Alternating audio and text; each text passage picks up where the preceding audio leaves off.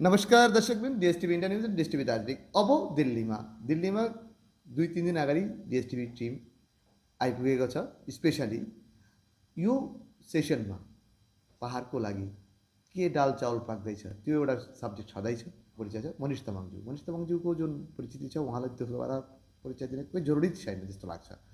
Sir नमस्ते sir. नमस्ते मिलनजी अनि तपाईँ र तपाईँका सबै दर्शकहरूलाई मेरो तर्फबाट अभिवादन छ। सर तपाईँ यसपालि त निकै दिन अस्ट्रेलिया एवं एब्रोडमा कटेर आउनुभयो सर। त्यो बिचमा कुछ यताउति हुँदै थियो, पहाडको विषय लिएर छलफल हुँदै थियो, उथलपुथल हुँदैछ पहाडको राजनीतिमा। साथै सिक्किमको एउटा इस्यु पनि थियो, नेपाली भाषी हिसाबमा तपाईँको एउटा जुन मदर अर्गनाइजेसन छ भारतीय गोर्खा परिसङ्घको त्यसमा के स्ट्यान्ड छ? तपाईँले भनिहाल्नुभयो, म बिचमा व्यक्तिगत छुट्टीमा परिवारसँग बाहिर गएको थिएँ अनि बाहिर गए तापनि यहाँका विभिन्न मुद्दाहरूसँग आजकल त जोडिन सजिलै छ, सोसियल मिडियाको मार्फत जोडिन म खबर बराबर राख्दै नै थिएँ। अनि जहाँसम्म यो सिक्किमको मुद्दाको कुरो छ, बडा यो अफसोसजनक एउटा टिप्पणी भएको थियो। तर म सिक्किमको माननीय मुख्यमन्त्री श्री प्रेम तामाङजी, उनको सरकार अनि भारत सरकार जसमा विशेष गरी गृहमन्त्री अमित शाहजी, हाम्रा सांसद राजु विष्टजी, यहाँ सबैको संयुक्त नेतृत्वमा र साथै सिक्किमको जनताको आक्रोशमा र सिक्किमको जनताको पनि ज्याकको आधारमा, जोइन्ट एक्सन कमिटीको आधारमा यो चाँडै नै यसको एउटा निदान गर्न सक्यो, त्यो स्टेटमेन्टलाई रिभर्स गर्न सक्यो। यसको निम्ति उहाँ सबैलाई म धेरै बधाई दिन चाहन्छु। जहाँसम्म त्यो आक्रोशको कुरा थियो, भारतीय गोर्खा परिसङ्घ पनि यसमा आहत थियो। तपाईँलाई सबैलाई थाहै छ, यो टिप्पणी केवल सिक्किमसम्म मात्रै हामीले सीमित बुझेनौँ, तर सम्पूर्ण गोर्खा जातिमाथि नै जो घरिघरि विदेशीको लान्छना हुन्छ त्यही नै सरकारी यन्त्रद्वारा पनि दोहोऱ्याइएको हामीलाई अनुभव भयो। र यसैले गर्दा हामीले यसलाई सिक्किमको मुद्दा मात्रै नठानेर हामीले यसलाई सर्वभारतीय गोर्खाहरूको मुद्दा ठान्यौँ। तपाईँलाई थाहै छ, भारतीय गोर्खा परिसङ्घ सिक्किममा पनि यसको हाम्रो युनिट छ। वास्तवमा दिलकुमारी भण्डारीजी हाम्रो संस्थापक अध्यक्ष सिक्किमबाटै हुनुहुन्छ अनि सिक्किममा पनि हाम्रो उपस्थिति छ। सिक्किममा पनि यहाँ धेरै समयदेखि हामी त्यहाँ त्यसको विभिन्न मुद्दासँग जोडेका छौँ। यसैले गर्दा सिक्किम युनिटका हाम्रो साथीहरू पनि जोइन्ट एक्सन कमिटीमा संलग्न थिए, जोइन्ट एक्सन कमिटीका कार्यक्रमहरूमा थिए। हाम्रै भारतीय गोर्खा परिसङ्घका जोन 2 जसमा दार्जिलिङ क्षेत्र पर्छ, यहाँहरूले एउटा प्रतिवाद र्याली पनि अर्गनाइज गरेको थियो, तपाईँलाई थाहै छ यस विषयमा। र यस प्रकारले हामी सन्तुष्ट छौँ कि सम्पूर्ण रीतिमा यो प्रकरण जो भयो यसमा एउटा समाधान यस्तो आयो जसले भारतीय गोर्खाहरूको विदेशी हुने कुरोलाई वापस लियो, फिर्ता लियो, यो लान्छना फिर्ता लियो, त्यो लाइन रिमुभ भयो। तरै पनि हामी जान्दछौँ कि यो जो एउटा मिसकन्सेप्सन छ भारतीय गोर्खाको विषयमा, एउटा गलत फहमी जो छ कि यहाँ विदेशी हो भने, यो अझै पनि प्रेभलेन्ट नै छ। हामी देख्छौँ विभिन्न ठाउँमा घरिघरि यसले आफ्नो यो मुद्दा उठेर आउँछ र हामी भारतीय गोर्खा परिसङ्घको मार्फत अनि विभिन्न कार्यक्रमहरूको मार्फत हामी यही कोसिस गर्छौँ कि भारतीय गोर्खाहरूको भारतीयतालाई अझै स्थापित गर्न, सुदृढ गर्न। अनि जस्तै भारतीय गोर्खा परिसङ्घको उद्देश्य हो कि भारतका कुनै पनि अरू जाति जतिकै समान सम्मानसँग जिउने भारतीय गोर्खाहरूले पनि एउटा हक र अधिकार यसको पूर्तिमा हामी लागि नै रहन्छौँ। मनिष सर, तपाईँको एउटा कुरा हामीलाई सोध्ने मन लाग्यो। उत्तर पूर्वीय राज्यमा जतिवटा क्षेत्रमा अटोनोमस डेभलपमेन्ट काउन्सिल छ, अटोनोमस डेभलपमेन्ट काउन्सिलमा मतलब 6 शेड्युलै बुझिन्छ सर सायद। हजुर, त्यो 6 शेड्युल कतिवटा छ तपाईँलाई जुन जुन क्षेत्रमा लाग्छ? त्रिपुरामा छ होला सर, भारतमा 10वटा अटोनोमस डेभलपमेन्ट काउन्सिल, त्यसमा उत्तर पूर्वी राज्यमै बेसी छ। उत्तर पूर्वी राज्यमा मात्रै छ। हजुर। अनि 10वटा क्षेत्रमा 6 शेड्युल अटोनोमस काउन्सिलहरू छन्। यी सबै ठाउँमा भारतीय गोर्खा परिसङ्घको पनि उपस्थिति छ र यसै कारणले म त्यो सबै ठाउँहरूसँग र त्यहाँको अटोनोमस डेभलपमेन्ट काउन्सिलहरूसँग पनि केही हदसम्म परिचित छु। गभीर मतलब एउटा टचमा छ तपाईँ त्यहाँ हाम्रो उपस्थिति हुनु कारणले र त्यहाँ पनि कति ठाउँहरूमा गोर्खाहरू हुनु कारणले, भारतीय गोर्खा परिसङ्घको पनि युनिट हुनु कारणले र ती क्षेत्रहरूमा भ्रमण गर्नु कारणले त्यहाँ 6 शेड्युल क्षेत्रका विभिन्न जो रिजनल पार्टिजहरू छन् उनीहरू पनि हामीसँग विभिन्न प्रकारले संलग्न छन्। विभिन्न प्रकारले उहाँको आन्दोलनमा पनि हामी जोडिएका छौँ विभिन्न समयहरूमा र यसैले गर्दा मलाई अलिकति यससँग फेमिलियरिटी छ। सर एउटा कुरा किन छ नि, भारतीय गोर्खा परिसङ्घले गोर्खाल्यान्डको वा अलग राज्यको माग बहुत पहिलादेखि गरेर आएको छ। साथै हिन्दुस्तानको नेपाली भाषी हर गोर्खाले पनि यो डिमान्डलाई सहमत जनाउँछ। तपाईँलाई लाग्छ एज ए तपाईँ एउटा, तपाईँलाई बुद्धिजीवी भन्छ, विद्वान मान्छे भन्छ, गभर्मेन्ट अफ इन्डियाको जुन सत्ताधारी गभर्मेन्ट छ, भारतीय जनता पार्टीको सरकार छ, उहाँहरू तपाईँलाई के लाग्छ यो मुद्दामाथि वा युनियन टेरिटोरी होस् वा पर्मानेन्ट पोलिटिकल सोल्युसन होस्, यसको माथि कतिको उनीहरू गम्भीर जस्तो लाग्छ तपाईँलाई? अब सरकारको गम्भीरतामाथि मैले कमेन्ट अब यो त सरकारले नै बताउनुपर्छ उहाँ कति गम्भीर छ छैन। तपाईँको तर अनुभव वा तपाईँको एउटा एक्सपिरियन्सको आधारमा तपाईँले उहाँको अनुभवको आधारमा हामी यही भन्न सक्छौँ कि समय एकदम बितेर गइसकेको छ र यसले गर्दा अब सरकारकोमा पनि सीमित समय छ आफ्ना यो प्रतिज्ञालाई पुरा गर्न। पर्मानेन्ट पोलिटिकल सोल्युसन भयो अथवा यसमा कुनै समाधान भयो, या गोर्खाल्यान्ड भनौँ या जुनै पनि नामले यसलाई चिनौँ, यसको विषयमा अब सरकारको लगभग अब 4 वर्ष पनि पुरा भएर गयो। अब आखिरी फेजमा लास्ट ल्यापमा पुगेको छ र यसकारण सरकारमाथि एउटा दबाउ छ, दबाउ हुनुपर्ने, एउटा मोरल दबाउ पनि हुनुपर्ने। जहाँसम्म हाम्रो प्रश्न छ, हामी त आफ्नो यो मुद्दामा हामी लगातार लागि नै रहेका छौँ। विभिन्न प्रकारले, जस्तो प्रकारले हुनसक्छ, जुन जुन प्रकारले हुनसक्छ, हाम्रो सीमित तरिकामा हामी लागि नै रहेका छौँ। तर यो सरकारको निश्चय नै, सरकारलाई हेर्दा तपाईँले भन्नु सरकारको विषयमा मेरो के भनाइ छ भन्दा मेरो यही भनाइ छ कि सरकारको समय बितेर एकदम जाँदैछ, लास्ट ल्यापमा आइपुगेको छ र यसैले गर्दा अब जति समय बित्दै जान्छ सरकारप्रति आशा पनि कम्ती हुँदै जान्छ। ब्युरोक्रेट्सहरू इन्डियामा आइएस सर्भिसमा जिन्दगी बिताएर रिटायर्ड गरेर कसैले चिफ सेक्रेटरी पनि भने, तपाईँसँग पनि रिलेटेड थिए, उनीहरू एउटा अर्गनाइजेसनमा एकसँग पनि काम गर्नुभयो तपाईँहरू? कसको कुरा? हाम्रो देवान साहबको कुरा हो, तिलक देवान साहबको कुरा भन्छु। उहाँसँग तपाईँको एउटा राम्रो सम्बन्ध पनि थियो, अहिले पनि छ होला सायद, आशा गर्छौँ।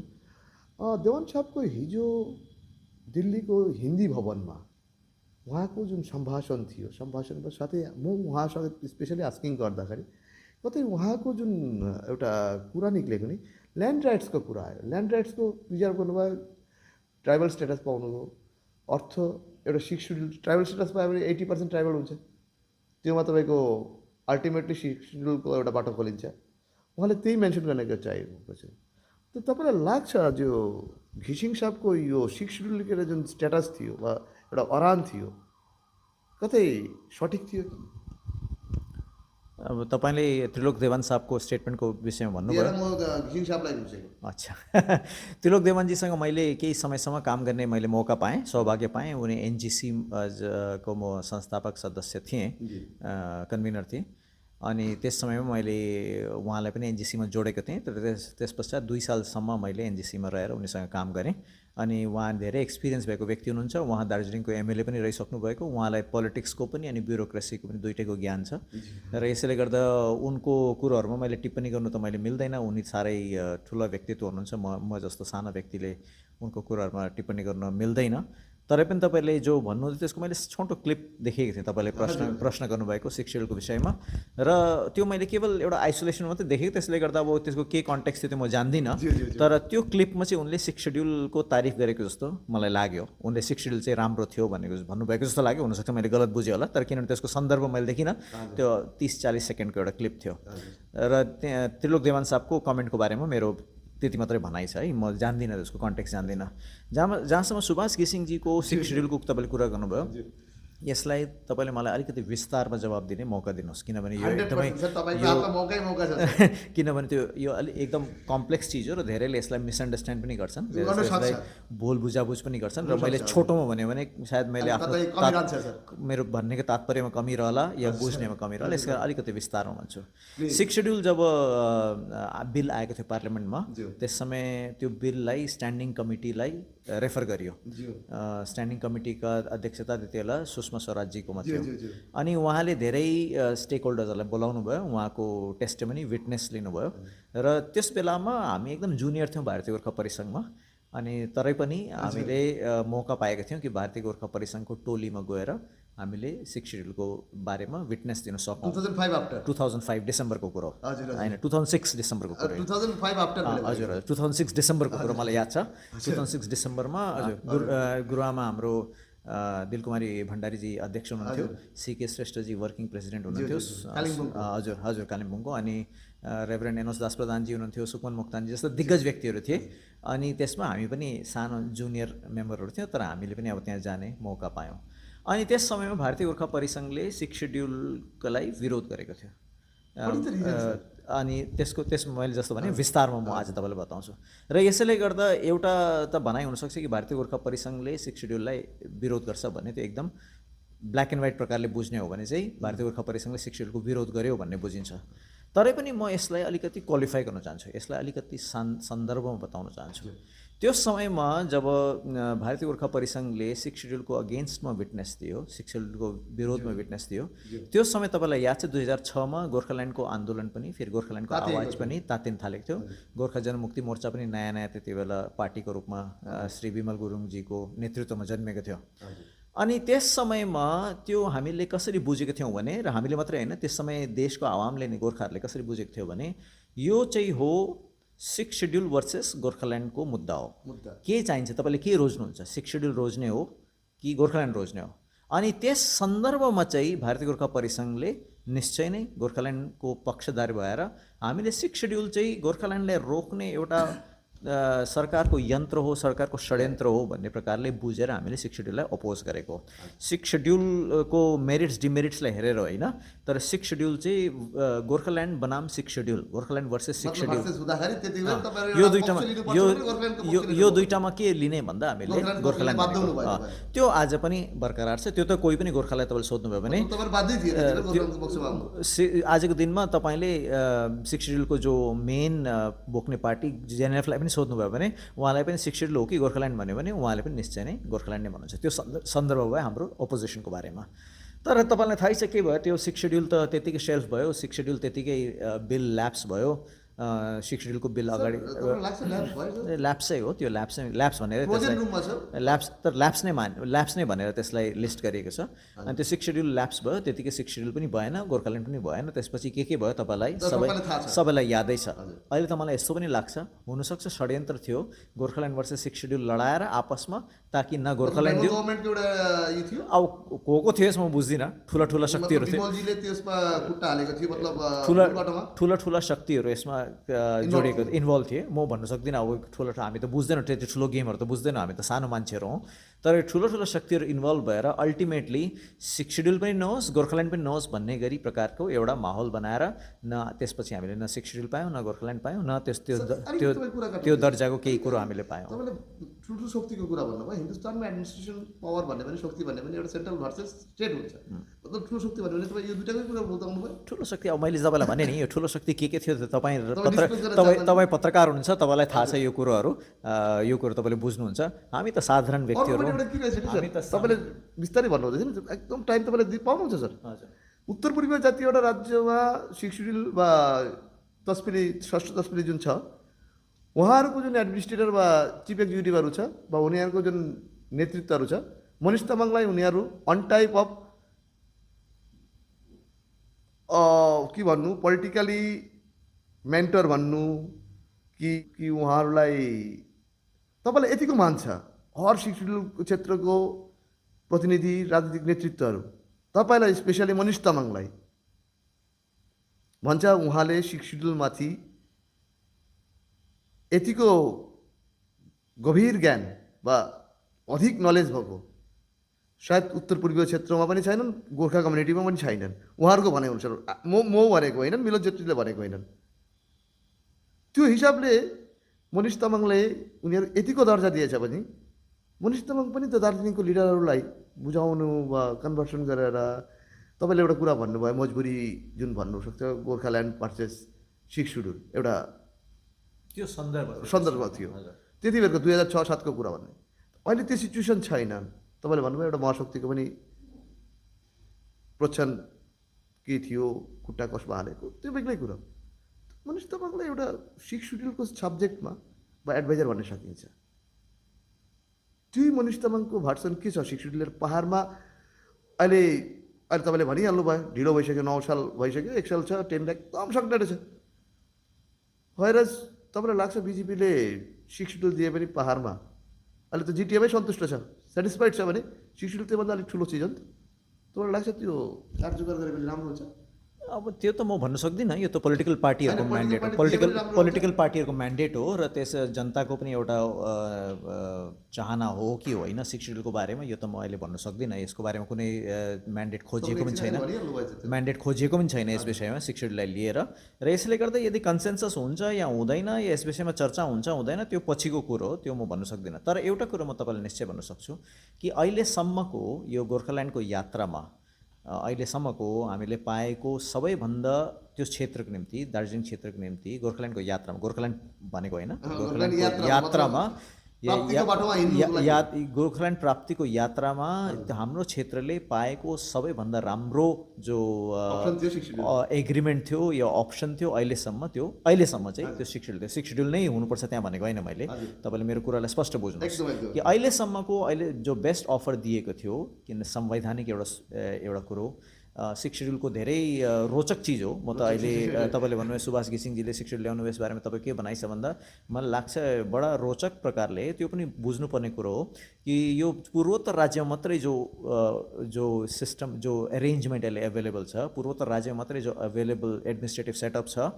सुभाष घिसिङजीले कसरी चाहिँ कन्भिन्स गरेर केन्द्रीय सरकारलाई र बङ्गाल सरकारलाई दुवैलाई कन्भिन्स गरेर पार्लियामेन्टमा बिल पनि ल्याएर त्यो झन्डै पुगिसकेकै हो नि त। त्यो हामीले लेजिस्लेसनको सबै बाटो सिक्स सेड्युलमा हिँडिसकेको र त्यो सबै हेर्दा प्रोसिजरली पनि अब जिटिएको रूपमा पनि हेर्दा त्यो प्रकारले भएको होइन, त्यो एउटा संवैधानिक प्रकारले। एउटा कुरो याद गर्नुहोस्, म जिटिएलाई असंवैधानिक भन्दिनँ, कहिले पनि गैर संवैधानिक भन्छु। कतिले असंवैधानिक भन्छ, त्यो गलत संज्ञा हो। असंवैधानिक त होइन नि, त्यो त गैर संवैधानिक मतलब संविधानमा नबताइएको त्यो चिज हो, गैर संवैधानिक हो। असंवैधानिक भन्दा लाग्छ त्यो इलिगल हो, त्यसलाई छोडिदिनु, त्यो एकदमै त्यो होइन। मोरली त्यसमा मान्छेले क्वेसन गर्न सक्छ, तर त्यसको लिग्यालिटी त क्वेसन गर्न सक्दैन, त्यो गैर संवैधानिक हो। तर संवैधानिक हामीले एउटा अफर पाएको, संवैधानिक कुनै एरेन्जमेन्ट वर्कआउट गरिएको, संवैधानिक एग्रिमेन्ट गरिएको चाहिँ अहिलेसम्मको सबभन्दा राम्रो, अहिलेसम्म सम्पूर्ण प्रोसिजर पनि फलो, सम्पूर्ण प्रोसेस पनि लेजिस्लेटिभ प्रोसेस फलो गरेर पार्लियामेन्टसम्म पुगेको, केवल पास मात्रै नभएको त्यो चाहिँ एरेन्जमेन्ट सिक्स सेड्युल हो। र यसैले गर्दा मलाई लाग्छ सायद हाम्रो जिएनएलको साथीहरूले पनि भनेको होला कि कुनै एरेन्जमेन्ट आउँदा चाहिँ अब सिक्स सेड्युलभन्दा कम्ती हुनु हुँदैन। त्यो पनि ठिकै हो, त्यो ठिकै हो, किनभने एउटा पाइसकेको कुरो जो हामीले लिएनौँ, अब 15 सालपछि त्योभन्दा कम्ती थाप्नु त त्यो 15-20 साल 18 साल पछि त्योभन्दा कम्ती थाप्नु त कहीँबाट पनि उचित भएन। र यसैले गर्दा जेएनएलएफको हाम्रो साथीहरूको यो भनाइसँग म एग्री गर्छु कि कुनै पनि संवैधानिक सोल्युसन हुनुपर्छ। नम्बर 1 कन्स्टिट्युसनल हुनुपर्छ, नम्बर 2 त्यो सिक्स सेड्युलको प्रावधानहरूले जे हामीले उपलब्ध गराउँथ्यो ती प्रावधानहरू सबै लिएर त्योभन्दा अझै माथि हुनुपर्छ, त्योभन्दा कम्ती चाहिँ हुनु हुँदैन। र त्यहाँसम्म चाहिँ मेरो आजको दिन विचार छ। तरै पनि तपाईँले फेरि पनि एउटा क्वालिफाई गरेर तपाईँलाई भन्छु, यो सबै हो कि गोर्खाल्यान्ड हो भने अभियस एन्सर हो, यो गोर्खाल्यान्डै हो। नट ओन्ली तपाईँ, इच एन्ड एभ्री नेपाली भाषी हिन्दुस्तानीको चाहना हुन्छ गोर्खाहरूको अलग एउटा राज्य होस् वा त्यो राज्यको नाम गोर्खाल्यान्ड होस्। बट त्यो अधुरा सपनो हो कि वास्तविक सपनो हो, इन प्रेजेन्समा हाम्रोमा के छ त्यो त तपाईँलाई पनि थाहा छ कस्तो चल्दैछ। सांविधानिक दायरामा बसेर दार्जिलिङको लागि केही सर्वोच्च उपलब्धि थियो भने विगत समयमा गोर्खाल्यान्ड यात्रामा, मतलब यो जर्नी अफ गोर्खाल्यान्ड जुन एजिटेसन चल्दैछ त्यसमा त्यही सफल एउटा प्राप्तिको बाटो थियो। त्यो बाटो अपनाए पनि सायद आगे पनि केही उपलब्धि हुनु सजिलो हुन्थ्यो होला। कतै यो चिजलाई कोही राजनीतिक दल, कोही राजनीतिक पार्टीको सरकारसँग आवेशमा आएर जनतालाई बहाएको तपाईँको जुन एउटा इन्डिकेसन तपाईँले राख्नुभएछ त्यो राम्रो राख्नुभयो। तर बुद्धिजीवी मान्छे हो, ज्ञानी मान्छे हो, ज्ञानी मान्छेको शब्द ज्ञानी शब्दमै हुन्छ। तर मेरो प्रश्न मनिष तामाङज्यूसँग यही छ, सर तपाईँले यो जुन सिचुएसन आजको जुन नहबत आइरहेछ गोर्खाले फेस गर्दैछ, 2006 डिसेम्बरमा यो चिजलाई हामी अगाडि गएर इम्प्लिमेन्ट गर्थ्यो भने आज यो नहबत आउँथ्यो सर? 2006 अब त्यो तपाईँले सायद भन्नुभएको होला सिक्स सेड्युल आएको भए सबै समाधान हुन्थ्यो कि हुँदैन भनेर, होइन? मैले के भन्ने खोजेको सर, त्यो अप्नाएर अघिको बाटो लडाइँ गर्नुको बाटो हाम्रो सजिलो हुन्थ्यो कि त्यो त त्यो एउटा स्पेकुलेटिभ कमेन्ट हुन्छ, जो कुरो हुँदै भएन त्यसको होइन, त्यही त स्पेकुलेटिभ हुन्छ। किनभने त्यो 2006 त जो तपाईँले इन्डिकेट गर्नु त्यो भएन नि, त्यो हामीले पाएनौँ, सिक्स सेड्युल इम्प्लिमेन्ट भएन, सिक्स सेड्युलको बारेमा सुनवाई भयो, त्यसपछि त्यतिकै सेल्फ भयो अनि त्यतिकै त्यो भयो, केही त्यसमा केही एक्सनै भएन। अब जो कुरा एक्सनै भएन त्यो पाएको भए के हुन्थ्यो के हुँदैन थियो त्यो एकदमै स्पेकुलेटिभ हुन्छ। तर पनि जस्तो मैले भने अहिलेसम्म गोर्खाल्यान्डको यात्रामा सबैभन्दा राम्रो संवैधानिक अहिलेसम्मको यदि उपलब्धि हुन सक्थ्यो भने त्यही पर्फेक्ट हो भनेको होइन मैले, तर अहिलेसम्मको जतिवटा पनि कुरो भयो त्यो यात्रामा सबैभन्दा पोसिबली क्लोजेस्ट जो हामी पुगेको थियौँ त्यो चाहिँ सिक्स सेड्युल थियो।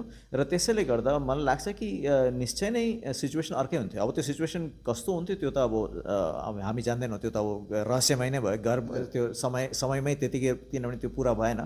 तर पनि मलाई लाग्छ एउटा निश्चय नै एक कदम संवैधानिक कुरोहरूलाई हासिल गर्नमा हामी निश्चय बढ्ने थियौँ, एक कदम भए पनि आधा कदम जस्तो पनि तपाईँले गन्ती गर्नु चाहनुहुन्छ। निश्चय नै that was a progress on the constitutional achievement of the dreams of Gorkha. एक कदम त निश्चय नै थियो। र यसैले गर्दा मलाई लाग्छ कि सायद त्यो कारणले हुनसक्छ कि हामीले we are the poorer for not having got that. तर त्यो सोल्युसन नै थियो भन्नु त म भन्दिनँ, त्यही पर्फेक्ट सोल्युसन थियो त म भन्दिनँ। तर definitely that was a step forward as far as attaining the Gorkha aspirations was concern, as far as the constitution of India is concern.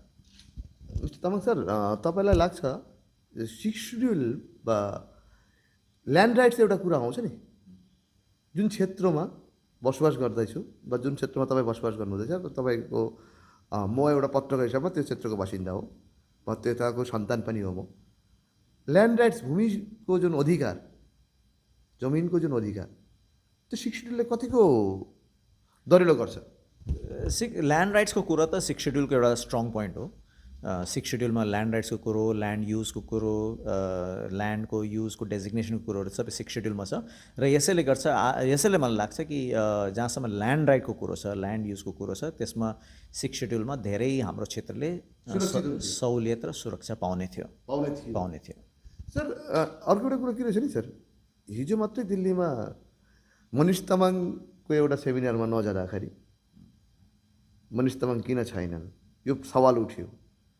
त्यो ठाउँमा सायद कोही पत्रकारहरू उहाँहरूको अगाडि थियो न होला त्यति बेर, जुन पोलिटिकली एउटा पार्टीको लिडरले मेन्सन गरे तपाईँको नाम, त्यो ठाउँमा पार्लियामेन्ट मेम्बर पनि थिएनन्, उहाँको पार्टीको पोलिटिकल एलायन्स, तपाईँहरू त पोलिटिकल एलायन्स होइन नि त उनीहरू, सायद तपाईँ त्यो विषयलाई के भन्नुहुन्छ? अब उनीहरूको माया होला, त्यसले गर्दा त उनीहरू हामी नजाँदा यति दुःखी हुनुभयो होइन। मैले त उहाँलाई मायै बुझेँ, हामीले माया गर्नु कारण सायद उनले चाहेको थियो होला हामी पनि हौँ भनेर। तर त्यो कार्यक्रम तपाईँले भन्नुभयो, मैले पनि सुनेँ, त्यो तपाईँकै टिभीको मार्फत, तपाईँहरूकै च्यानलको मार्फत मैले देखेँ। हाम्रो प्रिय साथी सिपिआरएमका अरुण घतानीजी, उहाँले मनिष तामाङ किन आएन भनेर धेरै मन दुखाउनु भएको कुरोहरू पनि उहाँले भन्नुभयो मञ्चबाटै, त्यो मैले सुनेँ। तर प्रथम कुरो, उनी मञ्चमा दुःखी हुने कुनै कारण थिएन, किन त्यो मञ्च उनको थिएन, त्यो एनजिसीको मञ्च थियो। अनि हजुर, सो म त एनजिसीको अध्यक्ष शक्ति गुरुङजीको, जेनरल शक्ति गुरुङजीको सम्पर्कमा थिएँ र उनलाई मैले भनिदिएको थिएँ, त्यही बिहान मैले कन्फर्म गरेको थिएँ, जो म अस्ट्रेलियामा थिएँ त्यति बेला मैले भनेको थिएँ म आउँछु भनेर। त्यसले गर्दा उहाँले सायद सेड्युलमा मेरो नाम पनि लेख्नु भएको थियो। हजुर, तर त्यही बिहान मेरो परिवारमा केही कसैको अस्वस्थताको, नजिकको व्यक्तिको अस्वस्थताको कुरोले गर्दा म जान सकिनँ र मैले जेनरल शक्ति गुरुङजीलाई बिहानै मैले बताइदिएको थिएँ म आउन सक्दिनँ, म माफी चाहन्छु, तर यो कार्यक्रमको लागि शुभकामना भनेर उहाँलाई मेसेज दिएको थिएँ। उहाँले त्यो मेसेज एक्नोलेज पनि गर्नुभएको थियो। तर अब हाम्रो अरुण घतानी साथीलाई यो कुरो थाहा थिएन होला, त्यसैले गर्दा उहाँले, अब मैले भने नि उहाँको मायाले गर्दा उनले अब मनिष तामाङ किन आएन भनेर खोज्नु भएको होला, राम्रै हो त्यो। अनि जहाँसम्म सिपिआरएम र भारतीय गोर्खा परिसङ्घको सम्बन्ध चाहिँ धेरै पुरानो सम्बन्ध हो, स्थापना कालदेखि नै, भारतीय गोर्खा परिसङ्घको स्थापना कालदेखि नै के सम्बन्ध हो। र यसरी सानो सानो यस्तो अलिकति मन दुखाइले हाम्रो सम्बन्ध बिग्रिँदैन, हाम्रो सम्बन्ध धेरै पुरानो स्थायी स्थिर सम्बन्ध हो। अनि तपाईँले पनि भन्नुभयो, म बाहेक अरू पनि थिएन त्यहाँ साथीहरू जसको नाम र फोटो पोस्टरमा लगाएको थियो। उहाँको बारेमा उहाँले सोध्नुभयो कि भएन, मलाई थाहा भएन। हाम्रो सांसद राजु विष्टजी पनि त्यहाँ हुनुहुन्न थियो, अनि सांसद राजु विष्टजी त उहाँको नेता हुनुहुन्छ, म त के हो र, म त होइन, उहाँको एलायन्सको नेता हुनुहुन्छ नि त। म त के हो, म त साथी मात्रै त हो, त्यही भएर साथीसँग मन दुखाएको होला। नेतासँग त मन दुखाइँदैन नि, साथीसँग मन दुखाइन्छ, ठिकै छ, म त्यसलाई माइन्ड गर्दिनँ। अरुण गतानीजी हाम्रो साथी हो, सिपिआरएम हाम्रो एकदमै सङ्गठनको रूपमा पनि भारतीय गोर्खा परिसङ्घसँग एकदमै जोडिएको सङ्गठन हो। अनि आरबी राई सर हाम्रो एउटा आदर्श हुनुहुन्छ। सर अर्को हामी एकदम कम्ती पर्याय आउँदैछौँ हजुरको लागि। आज पनि कामाक्पा पार्टीका धरना प्रदर्शन भयो जन्तर मन्तर जस्तो ठाउँमा। यो एक्सर्साइज, पोलिटिकल एक्सर्साइज त पाहाडको विभिन्न राजनीतिक दल, विभिन्न अर्गनाइजेसन गरिरहेको छ। त्यो आजको यो एक्सर्साइजमा वा धरनामा बिजेपीका कार्स्याङ एमएलए साथै हाम्रो पार्टीका प्रेसिडेन्ट अजय साहब पनि आउनुभएको थियो। साथै अन्तन्तो अर्गनाइजेसनको देवान साहबको जुन अर्गनाइजेसन छ, हाम्रो प्रभाकर देवानज्यूको अर्गनाइजेसनको प्रभाकरज्यू पनि आउनुभएको थियो। अदर्स रेस्ट अफ इन्डियाको डिफ्रेन्ट स्टेटबाट 2-4जनाको रिप्रेजेन्टेटिभ आजको धरनामा कहाँबाट आयो, कुन सङ्गठनबाट आएको थियो, अलग स्टेटबाट? उनीहरूको डिमान्ड हिसाबलाई देवान साहबको सङ्गठनकै राख्नुहोस्। देवान साहबको आए मतलब उहाँको सङ्गठनको उहाँसँग पनि त आयो, आसाम ठटामबाट आयो भन्न सकिन्छ, उहाँहरूको सङ्गठनबाटै आयो। बट भारतीय गोर्खा परिसङ्घको मनिष तामाङज्यूको उता आज देखा परेन। विशेष के यसको बारेमा त स्पष्ट छ मेरो जवाब। मलाई थाहै थिएन सिपिआरएमको यहाँ कार्यक्रम छ भनेर। मलाई हिजोको कार्यक्रमको बारेमा, एनजिसीको मञ्चको बारेमा थाहा थियो, मलाई निम्ताइएको थियो, म गइनँ, त्यसको कारण पनि मैले बताएँ। तर जहाँसम्म सिपिआरएमको कुरा छ, मलाई थाहै थिएन। मलाई न कुनै यसको बारेमा निमन्त्रण पाइयो, न मलाई कुनै फोनबाट कुनै यस बारेमा मैले मन दुखाएको होइन, तर तपाईँलाई फ्याक्ट बताएको। यसको बारेमा मलाई कुनै ज्ञान थिएन र आज म तपाईँबाट यसरी सुन्दैछु सिपिआरएमको पनि एउटा कार्यक्रम भएछ भनेर। यस बारेमा मलाई केही थाहा थिएन, केही ज्ञान थिएन, न मैले चिठी खबर पाएँ, न मलाई टेलिफोनिकली या कसैले मलाई व्यक्तिगत रूपले भनेको। र यसैले गर्दा मलाई त्यहाँ जो मलाई थाहै थिएन त्यहाँ मेरो पुग्ने त प्रश्नै हुँदैन।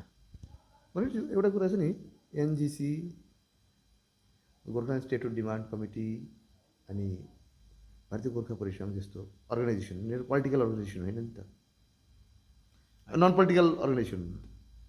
नन पोलिटिकल अर्गनाइजेसनको कार्यक्रममा राजनीतिक पार्टीको नेतृत्वहरूलाई बोलाएर तपाईँले राख्नु भएछ। लास्ट सिनिङ तपाईँको मतलब अधुनाको कुरा भन्दैछु, घिसिङ साहबको क्लोज मतलब च्याप्टर जुन दिनदेखि यतापट्टि भयो, विमल साहेबको जतिखेर सुरु भयो, देन आफ्टर राजनीतिक नेताहरूले योलाई दिएर केही सफलतै ल्याउन सकेन।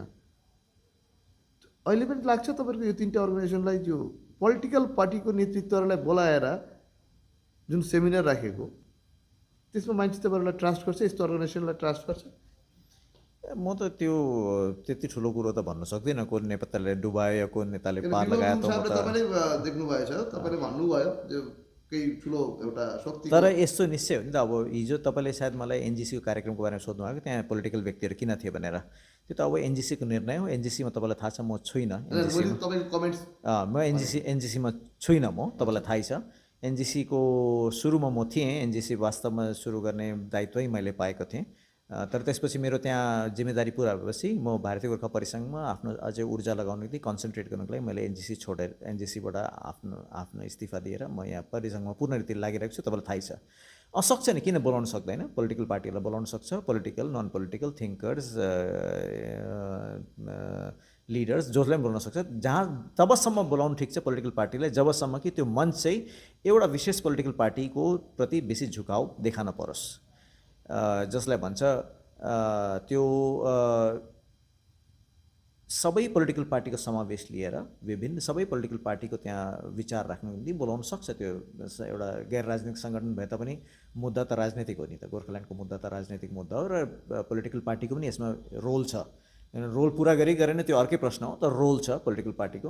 र यसले गर्दा सबै पोलिटिकल पार्टीले बोलाउन ठिक हो। एनजिसीले बोलाएको अब उनको मञ्च हो, उनीहरूको इच्छा हो, र म त्यसमा कुनै गलत देख्दिनँ, राम्रै हो, जबसम्म कि त्यो न्युट्रालिटी चाहिँ देखा परोस्। एउटा विशेष खालि 1-2 दललाई बोलाउने होइन, तर सबैलाई बोलाएर गर्छ भने। जब हामी एनजिसीमा जब नयाँ सुरु गरेको थियौँ, मलाई याद छ कन्स्टिट्युसन क्लब अफ इन्डियामा हामीले प्रत्येक पोलिटिकल पार्टीका नेतृत्वलाई हामीले बोलाएको थियो सबैजना आएको पनि थियो तपाईँलाई यादै छ र त्यसैले गर्दा त्यसमा म कुनै बुराइ देख्दिनँ त्यो मञ्च चाहिँ तर लपसाइडेड देखियो त्यो मञ्च चाहिँ एक पक्षको देखियो त्यो मञ्चमा चाहिँ एउटा विशेष पोलिटिकल पार्टीको रिप्रेजेन्टेसन र एउटा विशेष पोलिटिकल पार्टीको बेसी बात र कुराहरू भयो भने त्यसले त्यो सङ्गठनको न्युट्रालिटीमाथि र त्यो सङ्गठनको इन्टेन्टमाथि पनि क्वेसन ल्याउँछ तर मलाई लाग्छ त्यसै त यदि न्युट्रालिटी राख्ने हो भने सबैलाई बोलाउनु पनि त्यो ठिकै हो। म एउटा सर्ट क्वेसन राख्छु एकदमै छिटो मिठो तपाईँको जवाब चाहियो।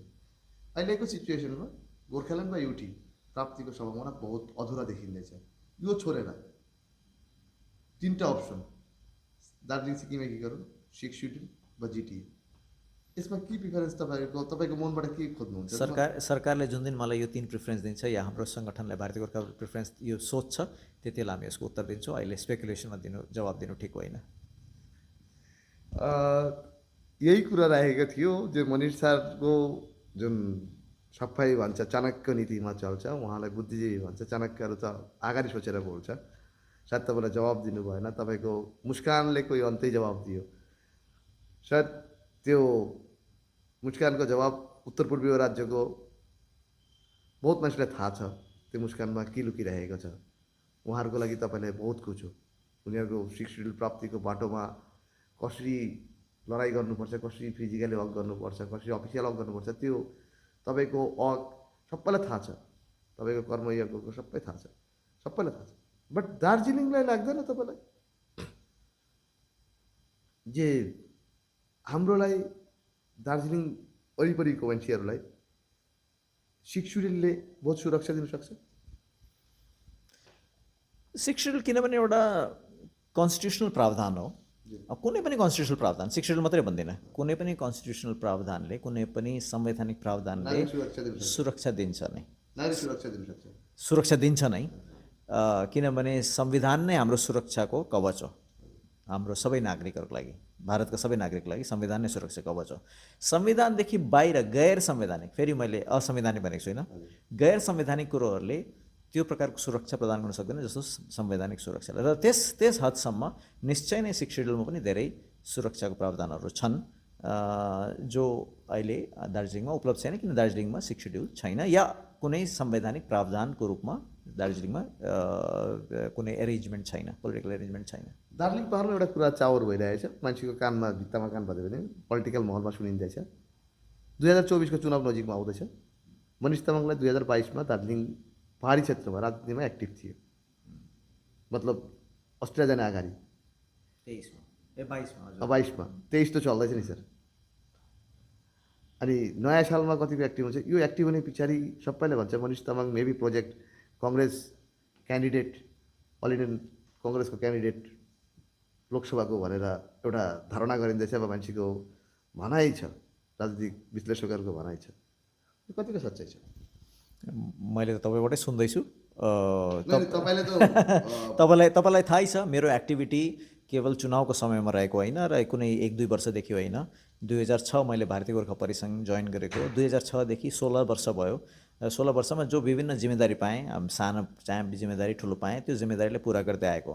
जहाँसम्म मेरो कार्यक्षेत्र पनि छ, त मेरो कार्यक्षेत्र दार्जिलिङ मात्रै होइन, मेरो कार्यक्षेत्र सम्पूर्ण भारत जहाँ जहाँ गोर्खाहरू बस्छन् ती ठाउँमा हो।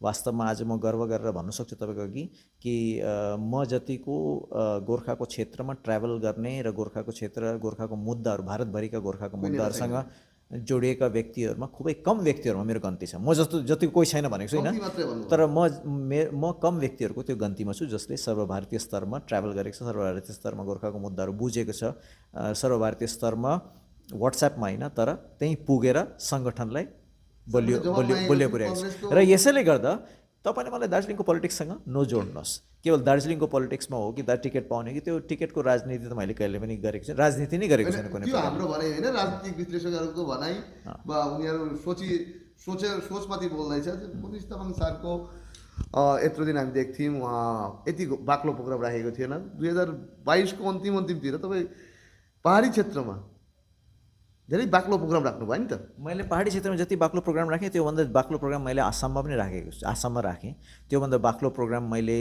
त्रिपुरामा राखेँ, त्योभन्दा बाक्लो प्रोग्राम मैले मेघालयमा राखेँ, त्योभन्दा बाक्लो प्रोग्राम मैले उत्तर प्रदेशमा राखेँ, त्योभन्दा बाक्लो प्रोग्राम मैले देहरादुनमा राखेँ। सबै ठाउँबाट कन्टेस्ट गर्नुपर्छ कि कसो? सायद तपाईँकोमा के हुन्छ त, तपाईँ बुद्धिजीवी मान्छे हो, चाणक्य मान्छेको चाणक्य जवाबै हुन्छ। सायद हामी त्यस्तो साधारण मान्छेले त्यो जवाब बुझ्दै गाह्रै पर्छ। यही कुरो जो तपाईँले 24 को बारेमा भन्नुहुँदैछ, यही कुरो 19 मा पनि भनिएको थियो कि 19 मा पनि यही प्रकारको प्रश्नहरू सायद तपाईँले पनि गर्नुभएको थियो मलाई कि 19 मा के चुनावी प्रकरणमा मुनिश तामाङको इन्ट्रेस्ट छ कि छैन भनेर। र त्यो बेला पनि तपाईँले देख्नुभयो मैले कुनै इन्ट्रेस्ट त्यस्तो देखाएको तपाईँले देख्नु भएन।